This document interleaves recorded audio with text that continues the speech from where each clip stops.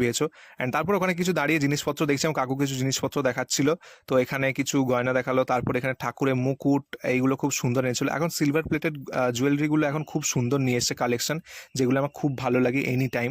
তো তোমাদের কার কার silver jewellery ভালো লাগে সেটা অবশ্যই কমেন্ট করে জানিও, এই মুকুটটা কেমন লাগছে সেটা অবশ্যই জানিও আমাকে। অ্যান্ড তারপর এই যে চলে এলাম এই যে ঠাকুরমশাই বাড়ির কাছাকাছি, এইটা হচ্ছে ঠাকুরমশাইদের মানে মন্দির। বাট সকালে একরকম পরিবেশ ছিল, এত বলা তোমরা পরিবেশ মানে কিছুই দেখতে পাবে না। তো যাই হোক, আসা তো হলো, সেই জন্য যাই হোক দেখা হলো, সে তার কারণ মানে দেখা করার জন্য আমি বললাম মা চলো, গিয়ে যে প্রথমে ঠাকুরের দর্শন করিয়ে দিলাম যেগুলো পুজো হয়েছিল। আর এখানে এসেই ফার্স্টে এই যে এই ভাইয়ের জন্মদিন ছিল, মানে ঠাকুরমশাইয়ের ছেলের জন্মদিন বলছি, সরি সরি সরি, আমি তোমাদের সঙ্গে কথা বলতে বলতে এক নাগারে কথা বলে যাচ্ছি। ঠাকুরমশাই ছিল অন্নপ্রাশন। তো এখানে মা ফার্স্টেই গিয়ে ওকে গিফটটা দিয়ে দিল, ও গিফটটা নিয়েও নিল হাতে, চট করে ধরে নিল। অ্যান্ড তারপর মাকে বললাম যে তুমি একটু পরিয়ে দাও, পরিয়ে দেখাও কেমন লাগছিল ওকে। অ্যান্ড তারপর এই যে মাকে বললাম পরিয়ে দিতে, ওর হাতে অনেকটাই বড় হয়ে গিয়েছিল ব্রেসলেটটা।